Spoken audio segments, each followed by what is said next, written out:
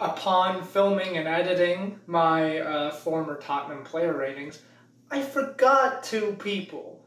I think, at least two. I forgot Moussa Sissoko and Paulo Gazzaniga. So, Paulo Gazzaniga, those looks. That guy, he's got it. I gotta say, for a backup keeper, having to fill in for that amount of time, he did pretty well. If you look at expected saves, though, in the Premier League, he wasn't that great. But you don't expect a backup keeper to be that great.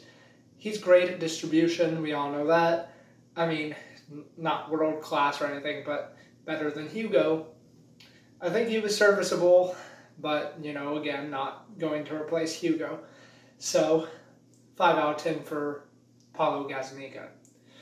Moussa Sissoko, I cannot forgive myself for forgetting about Moussa Sissoko.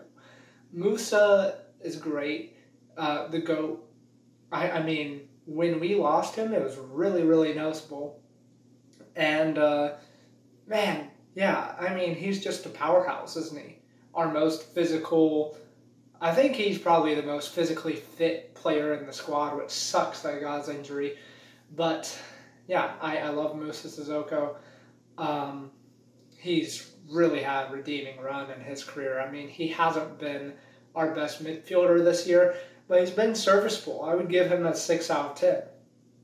Troy Parrott. I'll touch on Troy Parrott because I need to.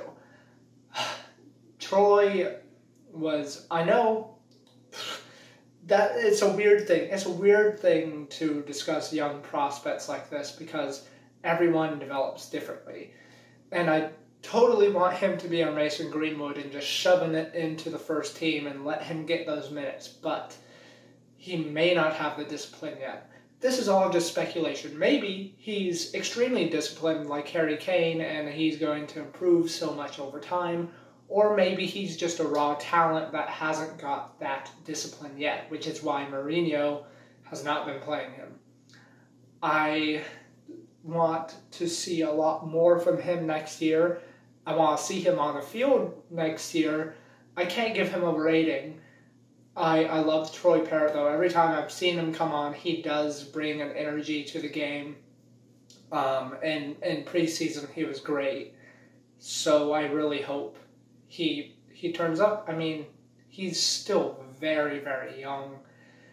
So young, and just the expectation for young players now has become so much different now that Jadon Sancho, Mbappe, people like Mason Greenwood, people like Saka, and all those people have been kind of changing what the perception is of young talents, because now some players' peaks are before they're 25, which is ridiculous.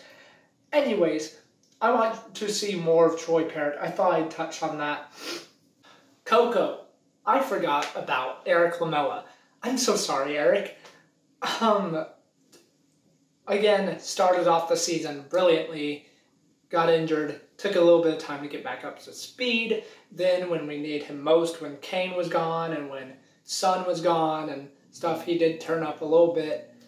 But again, he can't carry the whole attack. I thought for, the circumstances being injured as much as he was pretty dang good this year. Better than Lucas Moura, I would say, in attack, and he had way less minutes.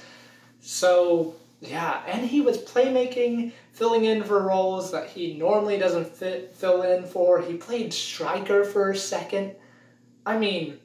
Just great. I love having Coco as a backup player to bring off the bench. He's just brilliant. I really hope he can just keep up his fitness, and maybe this extended break will be great for him and he can last another few years or something. I don't know. So I forgot Michel Vorm, who was abysmal when he played that one game. I forget who it was against. But why are we paying his wages? Why?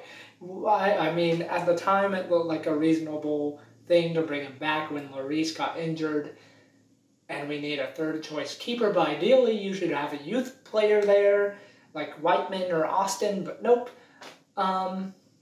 Yeah, he was bad, and he looked like he hadn't played football in over a year, which is true. So, yeah, he wasn't great.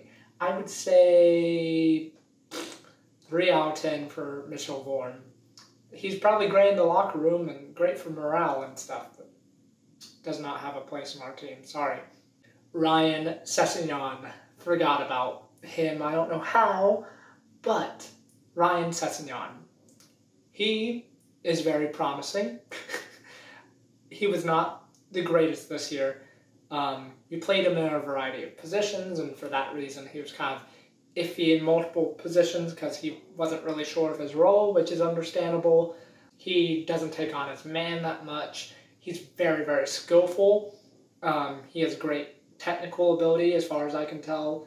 And he's offering something we no longer have because we're getting rid of Dan Rose. And yeah, I mean, I'm expecting a lot for the future. For what was expected of him, though, you know, not the best of seasons, but I think still he's a very young player and he has a great future ahead of him. I mean, he had promising signs this year, very promising signs. Finding open spaces, running into them, and making good runs, and whipping the ball in, getting an assist and a goal in one of his first starts and stuff. I mean, injuries kind of knocked him off his path, so I would say 5 out of 10 for Sessegnon. As for next year, I want to see more of Dennis Sirkin. That was exciting, how Mourinho liked him. I don't know. He has big thighs. Apparently that's a good thing. Harvey White, I would love to see a little bit. Jamie Bowden, I would love to see a little bit. Maybe Luke Amos gets another loan spell or something. Loan spell? Loan spell. Yeah, I would love to see Kyle Walker-Peters go on loan again. Oliver Skip go on loan again. Tanganga, I want him in or around the squad. Foyth on loan, that would be great. Yeah, I mean, I think that's pretty much it for our team. So, yeah, I hope you enjoyed. I will see you guys next time.